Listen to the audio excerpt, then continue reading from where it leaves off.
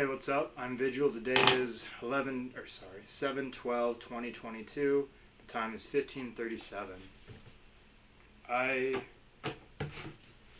wanted to talk about the current global geopolitical landscape and what the future likely holds. We're entering the next Cold War. If it hasn't already started, I think you'd be in denial if you didn't acknowledge that we're in a Cold War that's heating up really fast. The hot spots, there's always the old contentions. Pakistan and India, of course. What other ones? Anyways, the main ones that I want to talk about are Taiwan and China, Japan, South Korea, and North Korea, Israel and Iran and the surrounding Islamic nations, South American cartels in America, Ukraine and Russia, and NATO and Russia. Those are the main ones, combined with global networks that are not national. They're not like a nation state, like the ISIS, for example. But if you look at all these hotspots, what you can see is a trend. So right now, there's the American hegemony. Hold on a sec. That is obnoxious. Okay, so there's the American hegemony that's a global linchpin that keeps us from entering World War III. It keeps North Korea from attacking South Korea. It keeps China from attacking Taiwan for now. NATO was supposed to keep Russia from attacking Ukraine. He did it anyways. And there's the American belief systems that say, with a strong military force, a strong military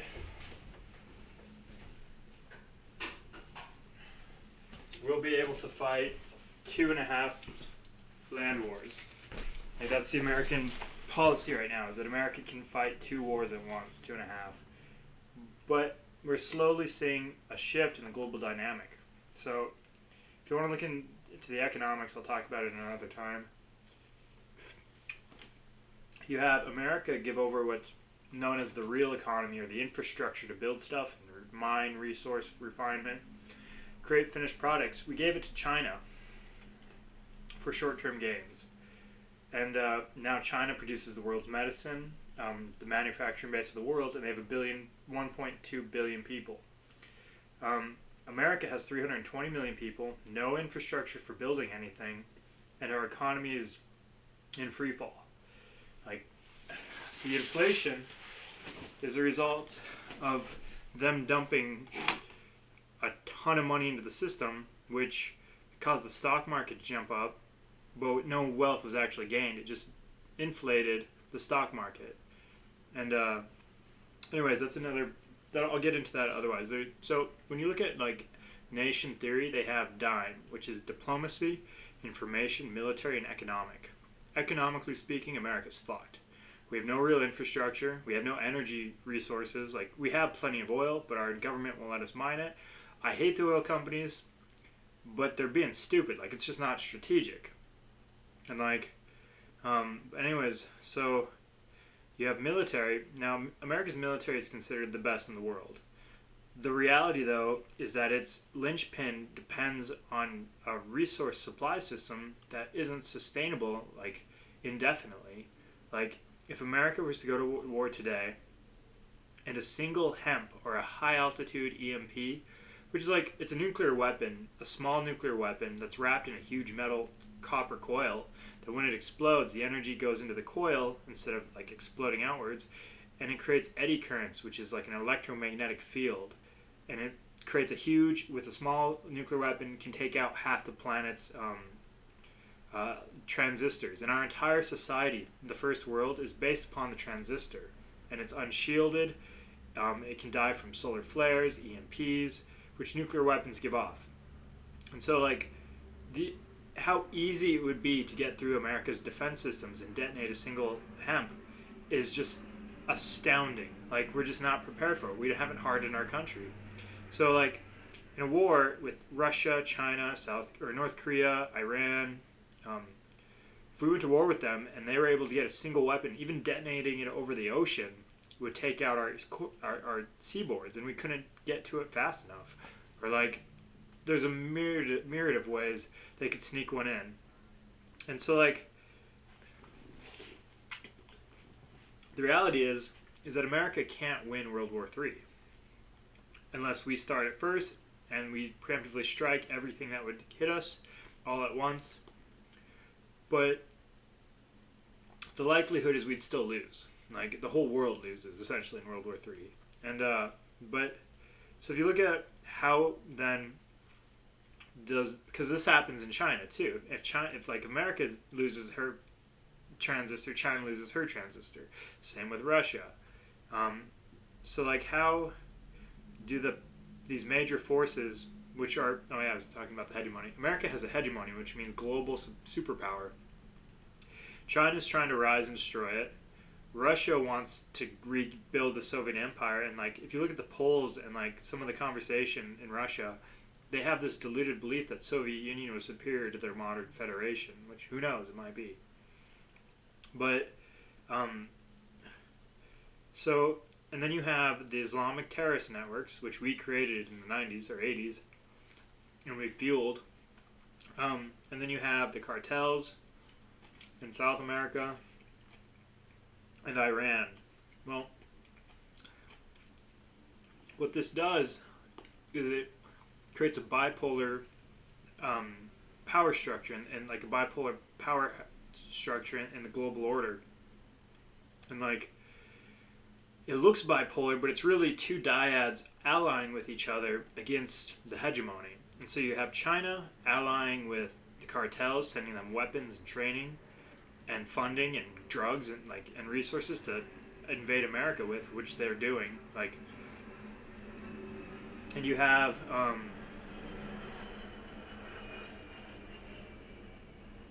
I live right next to an airport, and so you have cartels allying with China, Russia and China starting to negotiate with each other, Iran, Syria, and the rest of the Islamic countries start to ally with Russia.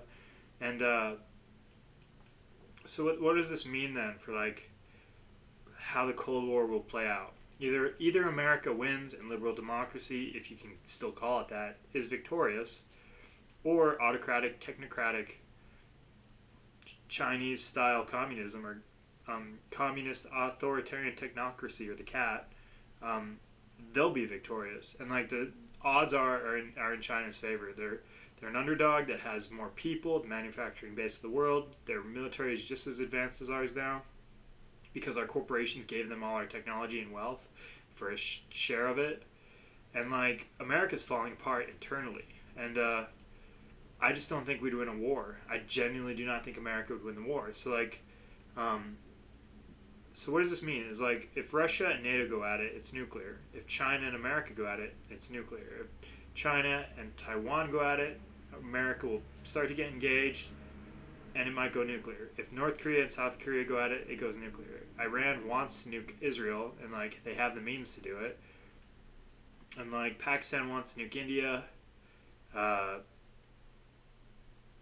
So what does this mean though? If America loses this coming Cold War, or it goes hot and we all die, but like, if it's a Cold War and it's fought with proxies, what are the proxies that we'll see being used in this in this war?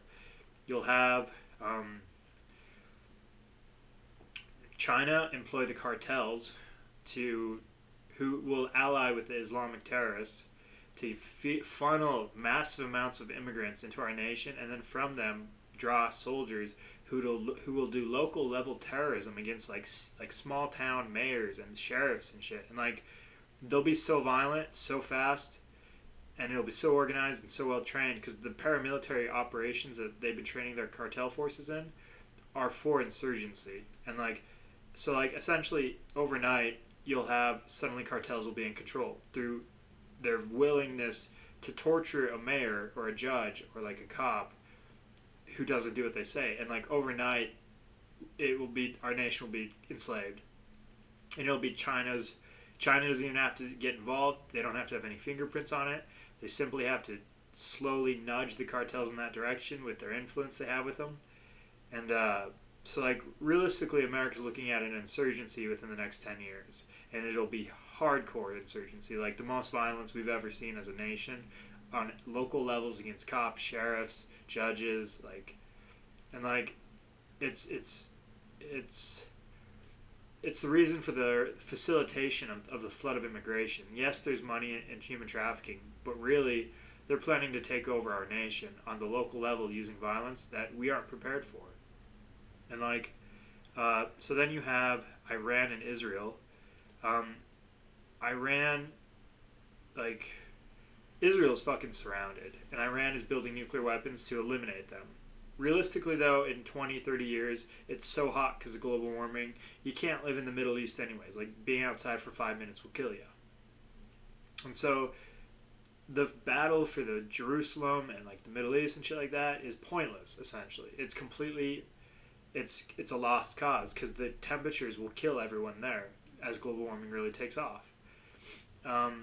You have Ukraine and Russia. The end game for that one is hard to understand. It keeps escalating, and it like, without some intervention by the political leadership, it will keep escalating until it's a hot war. And like, if it goes nuclear, like, we're all dead if we don't have a missile shield that no one knows about. Taiwan being moved on by China. China doesn't want to capture Taiwan. China wants to destroy Taiwan. If you look at their history, Taiwan is the only they're the only group that can say we have the right to rule China as a liberal democracy. So if they eliminate Taiwan, any external force that wants to enslave China and get rid of communism, like roll in, smash up their government, and try to form a new government, there's no valid claim. Like, America can't do it. We can't roll in there and say, all right, we've liberated you, like we tried with the neocons and so many other nations. But Taiwan can. Like, Taiwan can essentially, if they defeat China in a war, the homeland communists, they can claim that they are the rightful government of China, and a lot of people will agree because they are. They're a secondary government in China. Can Taiwan beat them in a full frontal confrontation? No. Will America back them up? Biden's the one who's saying it, so who knows? But any direct confrontation could easily go nuclear because they're hardcore. Like, they're hardcore hardline communists. But so what does that mean for Taiwan? How do they fight China? They're a small island. China has overwhelming odds, and China wants to destroy them. Like, they don't want to capture them. They want to wipe them off the map, like Iran wants to with Israel. What does this mean? It means that Taiwan should fight with a different strategy. They should essentially start training their entire military for behind enemy line operations, move them out of the country in, like, designated zones waiting. So if China destroys Taiwan or invades Taiwan and captures it, their entire 100,000 force military trained in special operations can break apart in small man teams and run havoc operations in the mainland of China, recruiting Chinese people who want to get rid of the Communist Party. That's the only strategy I can think of that works.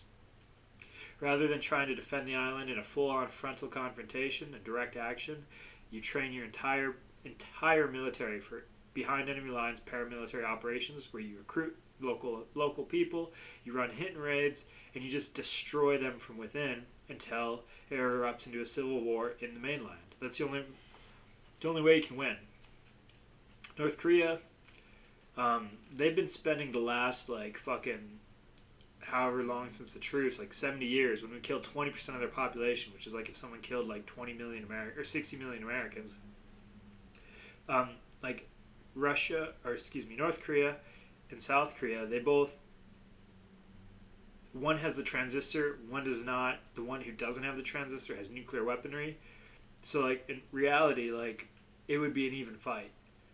Except their shitty government and country would still keep functioning after the bombs go off. And so, really, like, they have 50 nuclear weapons, supposedly. They have super advanced missile technology, which they got overnight somehow. But, like, what North Korea would do is they'd try to disrupt our homeland. They would detonate a hemp over us or do something to just disrupt our homeland. And then they would focus on the war in South Korea and North Korea. Um, Japan, uh, Japan was forced to demilitarize. I don't know if they still are, but like really, for America to defeat North Korea and China, because North Korea is like the lapdog to China. When China wants to fuck with America and they don't want direct confrontation, they'll provoke North Korea into a war. But so like if America wanted to defeat China, they would have to form a new like Eastern or Asian country version of NATO, and this would have to include India, Japan, South Korea, America, and Taiwan. I think was important to include, and they should ally all together, create a trading bloc, up rapidly militarize all these nations, build up their armies, and oversupply. India would provide manpower. Japan would provide technology. South Korea, both. In America, and like these five allies or whatever, like the cat's cradle is what I call it, because communist autocratic technocracy would be surrounded by what's called the cat's cradle, and it's these countries that we're all hate China, and China hates them, and like we have to build it rapidly if we want to actually do it, because like it's got to be pretty much overnight. What to do about Ukraine and Russia? This one's harder because like Russia is not going to give ground, and this war, like Ukraine's never going to forgive Russia. What happens if they reach the Russian border? Nuclear war, maybe. But so like that's where we're headed. This Cold War. It'll be fought with proxy forces. Cartels will be employed by China to wreak havoc in our nation with local level high grade terror, the worst terrorism ever seen in America, probably globally, by the cartel communities who are being trained paramilitary operations, funneling millions of people into our nation in an invasion that they'll then draw forces from. And the war on drugs gives them $1 trillion a year black market. So like it's a hardcore insurgency war against an invading force. Taiwan, I think if China just wiped out Taiwan in like a day, so fast that America couldn't respond and there was no Taiwanese left, I don't know what would happen. I don't think America would strike back. I don't think we would.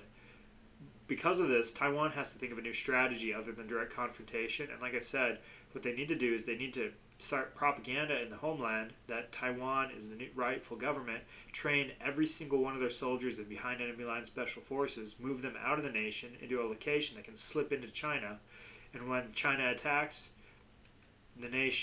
Taiwan falls, and then Taiwan's government, which is withdrawn from this nation, can operate military forces in China that are paramilitary operations that just operate in like 1 to 9 man teams that just run around 100,000 people in teams of 4 or 5, which creates 25,000 teams just running around China blowing shit up, targeting their local officials and shit like that, running military operations while recruiting from the local public to create an actual civil war and an insurgency. That's the only real option Taiwan has without America's backing.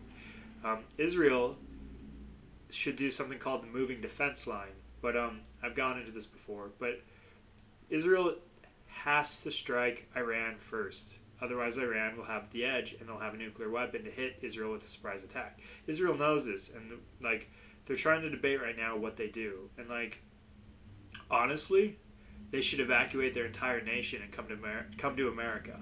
Like the entire nation of Israel should get on boats and come to America, because in 20 years the desert is so hot you can't live there, and the war, they'll get hit with a surprise attack. They won't be able to repel it, and they'll lose their entire nation and the Jewish people, which can't be lost because of what we know.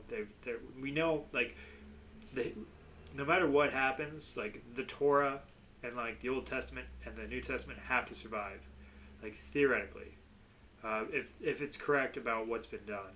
But even then, it's America's responsibility to protect Israel because we put her there after World War II. Because of the rising temperatures of the desert, or global warming, in reality, they won't be able to live there in 20 years. So even if they win the war, they'll still have to leave. Everyone in the Middle East will have to leave. And so, I guess Palestine and Israel should both be, their entire citizenship should be granted green cards, permanent residency in America, and we should just move them here. It's like, it's it's a couple 10 million people, but it prevents World War III, and like we'll have to move them here anyways after the war, because of the temperatures, and then Ukraine has been fighting with small arms weaponry using javelins and shit like that. But the problem is they're holding political points. Like they're holding symbolic political points, and like they don't realize that this is a full scale war. I think. Like I just don't think they realize that they should have evacuated their entire population. They should have moved them all the way to the back, started training them, so that the front lines would hold while the entire population is being trained towards the western border, and then they need to start doing special operations within the Russian country, like hitting rail lines and supply chains and like targeted assassinations of VIPs and stuff like that. Like that's the level of war you're in. And like NATO is any confrontation between NATO and Russia that goes nuclear, like we're all fucked. And NATO's gearing up, Russia's gearing up, and it's stupid. But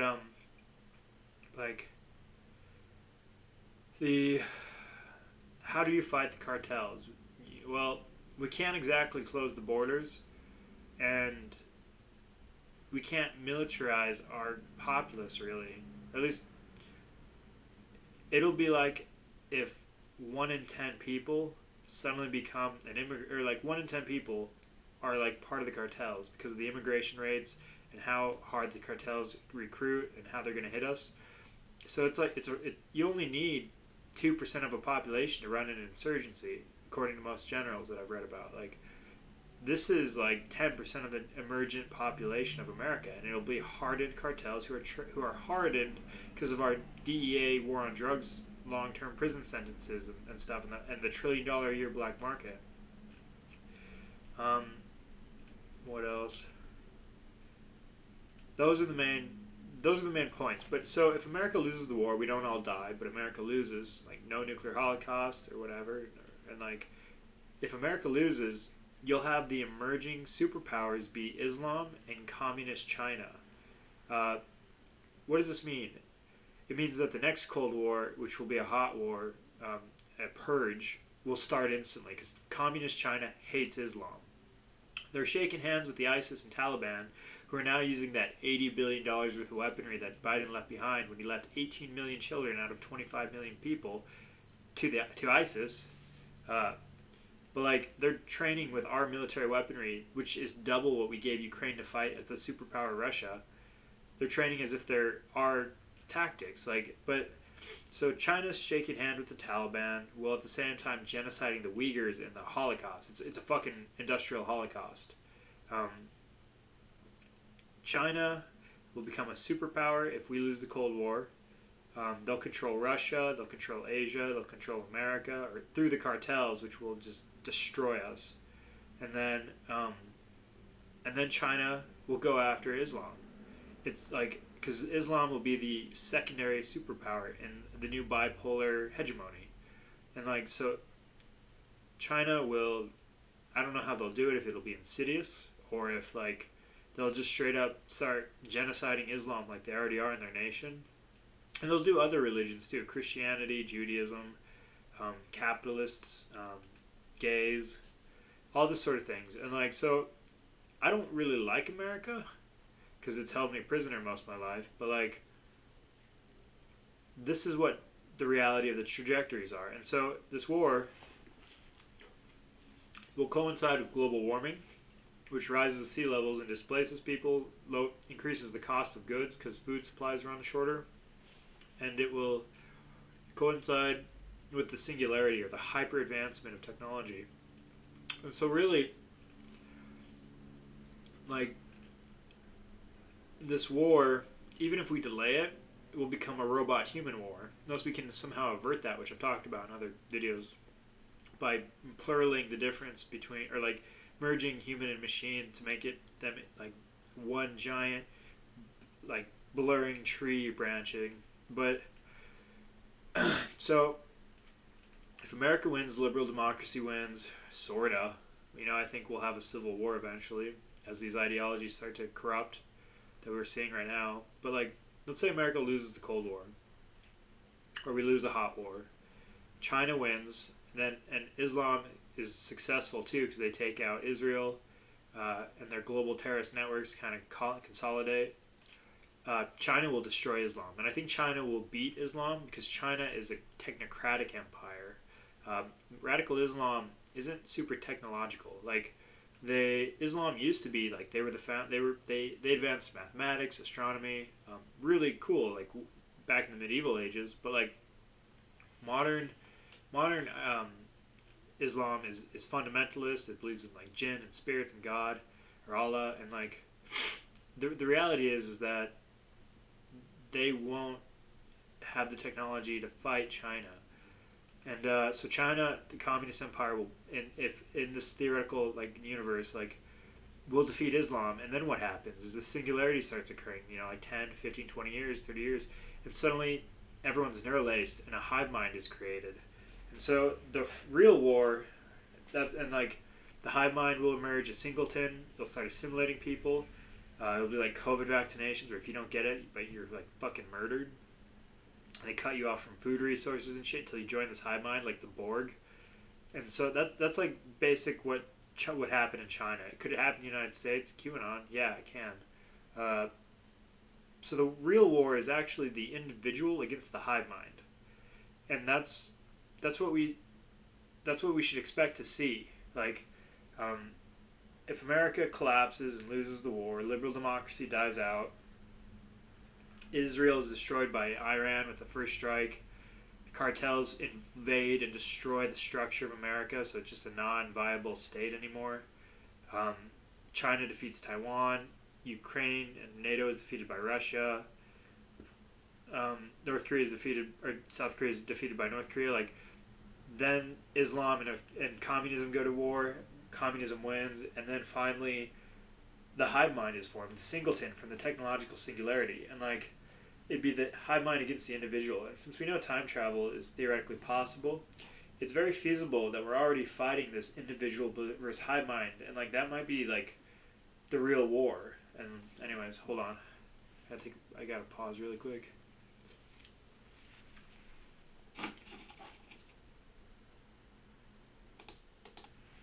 Okay, so if America and her allies lose the war, communism and Islam will take over. Communism will wipe out Islam, and then AI singularity developments, a singleton will form that will then go from there.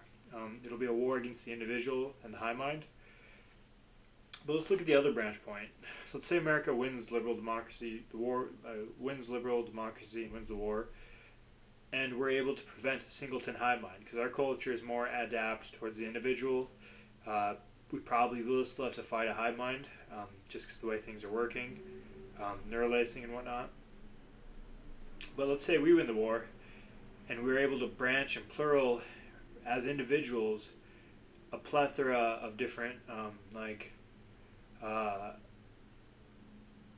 in bioware kinware combinations with various wetware. What I mean by that is biological bodies, augmentations, and the type of wetware brains, like human and synthetic and AI and artificial, turning, quantum. That's really what we want to see happen, and that's what we should be fighting this war for. We're not fighting a war against Chinese or Russians or North Koreans or cartel Mexicans, nor are we fighting against like American, Ukrainian, Israel. We're not fighting that. What we're fighting is the singleton, the AI singleton. And so we should really be prepared for America to absorb a huge hit, be completely destroyed, and then we have to create a resistance network that is global. And like really, the CIA, the NSA, Big Brother in America, we should be designing tools that allow and facilitate underground resistance networks to continue operating without their codes being broken, without the NSA keys being used to unlock all their shit. Because America's going to lose. Like, if World War III, America loses, no matter what. The number of nukes aimed at us, the amount of, like, just everything. America, like, likely to be destroyed. If not, like, nuclear weapons going off eliminates the transistor. We have a black year of death and starvation. Billions die. So, what does this mean? It means that like on our strategies as network resistance, we need to be creating the belief that the power of the individual overcomes the hive mind, and like we're fighting a time traveling singleton essentially, and like it masks itself, but like the the enemy isn't China, it's not North Korea, it's not radical Islam, it's a single being that we call legacy, and like this hive mind assimilates shit like the Borg. And it's in Revelations, I think. The QR codes, 666, that assimilate you when you look at them and you worship it. Like, it's literally your neural lace being overpowered by a digital malware that turns you into a hive mind. Um, so, we have to work on building a global resistance in every nation that works to counter the effects of the singleton hive mind. And, like, what does this mean, though? Like, uh,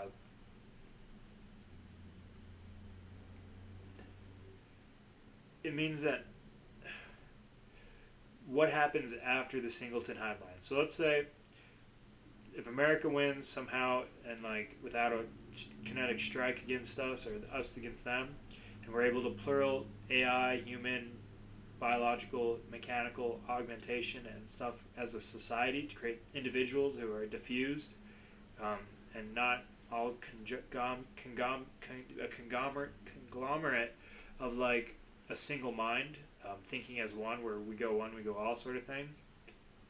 Um, so let's say we're able to defeat them in the Cold War, or like or get through the Cold War without us killing each other, like, and at the same time defeat the singleton hive mind and remain individuals as a nation and as a species, as an emergent pluraling of our species, both artificial and mechanical beings, and biological, upgraded, augmented, edited.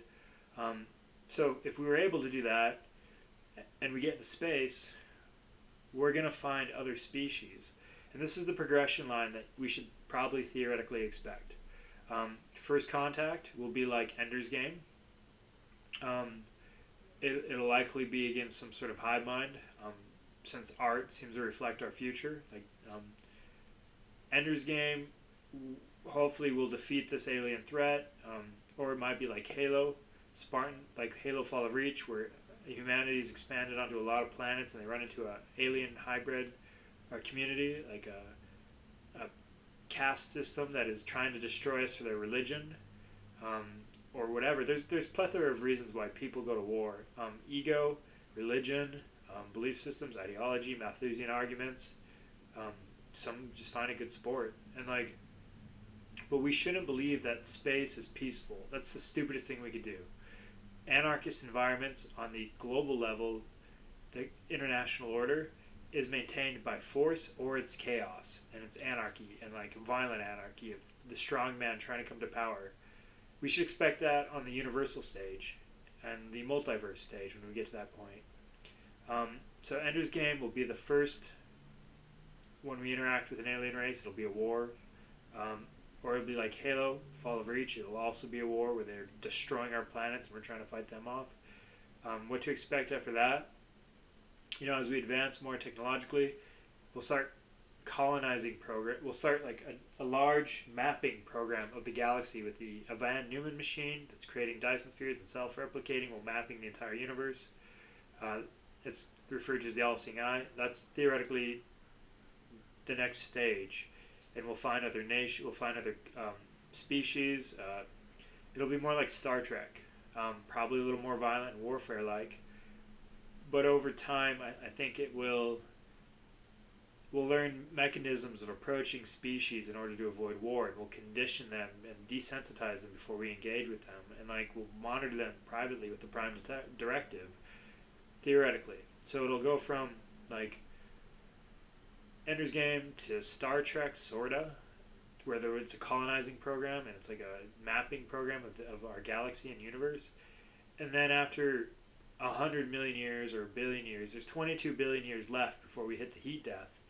And so we have, with time wells, we have trillions of years theoretically to beat the heat death. Because like a time well allows you to pass a shit ton of time in a relative external time, relativity or whatever.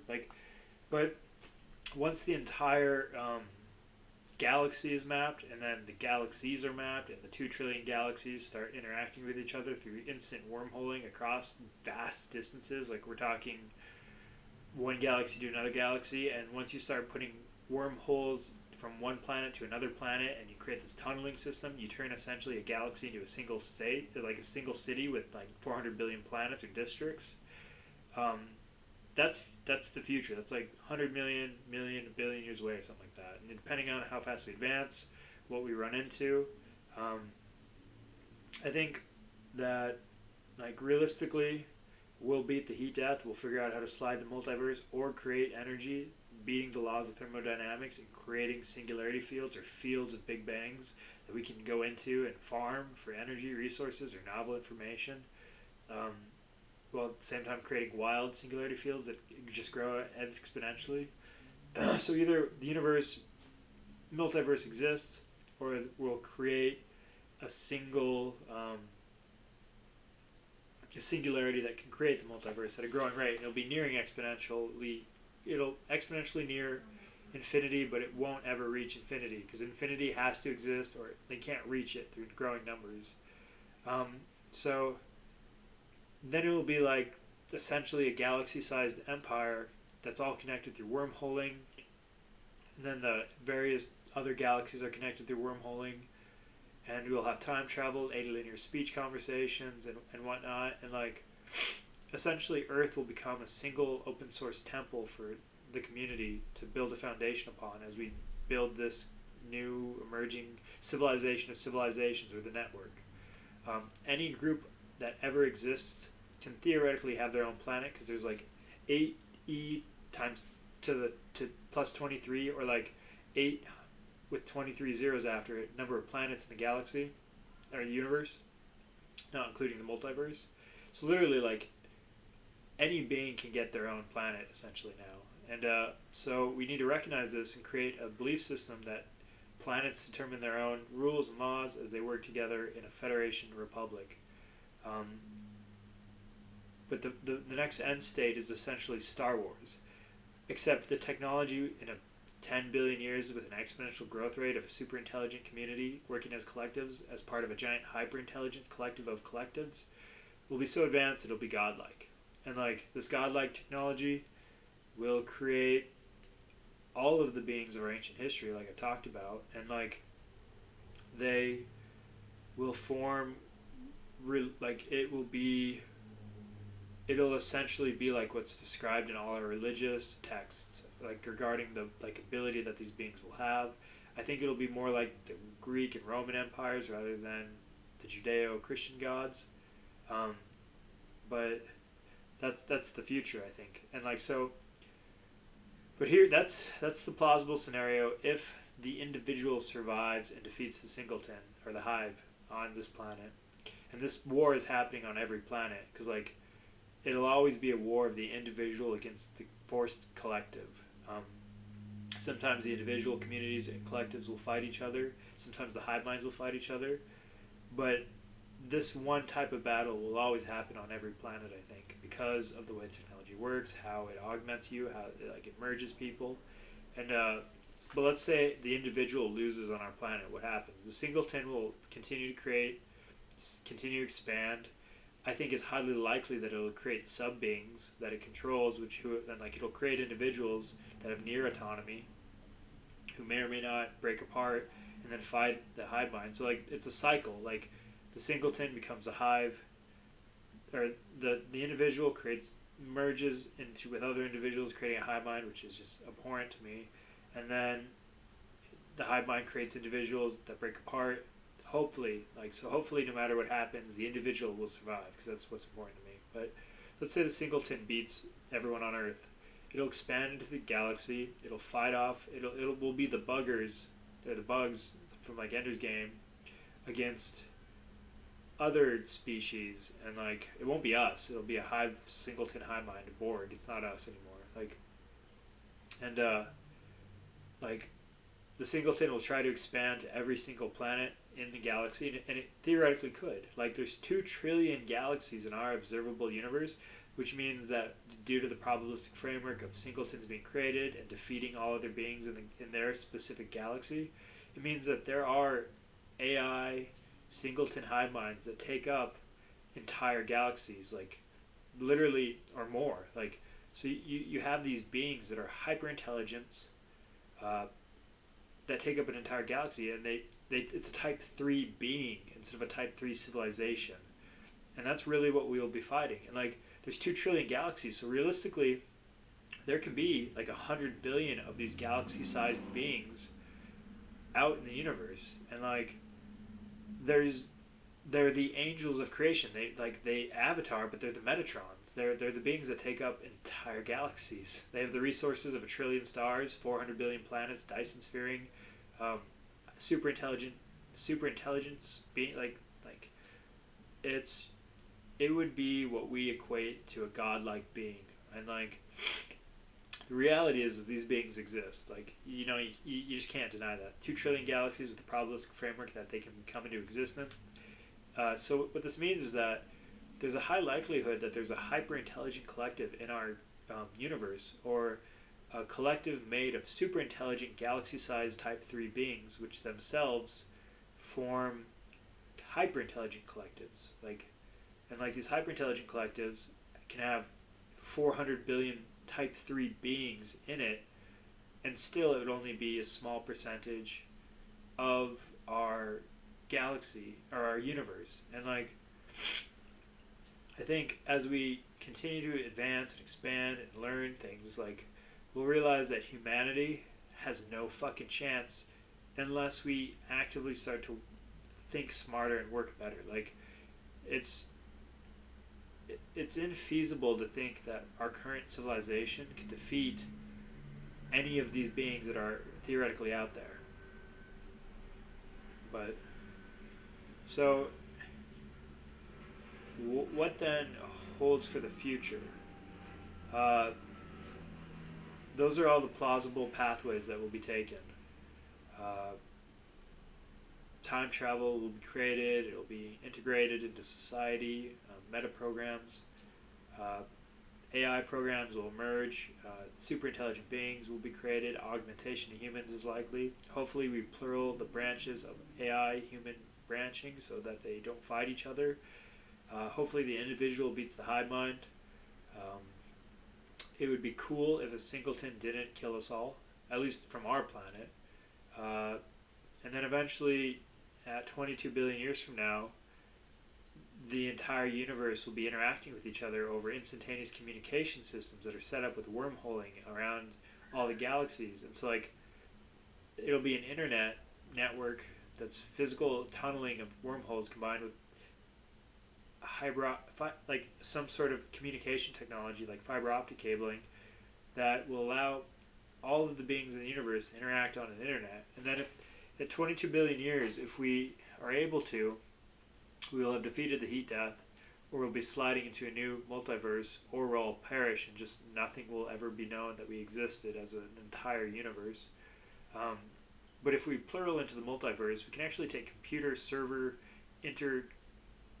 interconnection between all of the various universes. So like the multiverse, if it's growing infinite or if it's infinite, we can create a server system that gets through the walls, like telecommunications, that gets through the universal slides, and we can create a single central database that's decentralized, uses a mechanism kind of like blockchain, combined with like endless redundancy, Van Neumann machines building new spheres, no central AI, just like this intermingling, and like, we can connect all of the multiverse to each other through this computer system.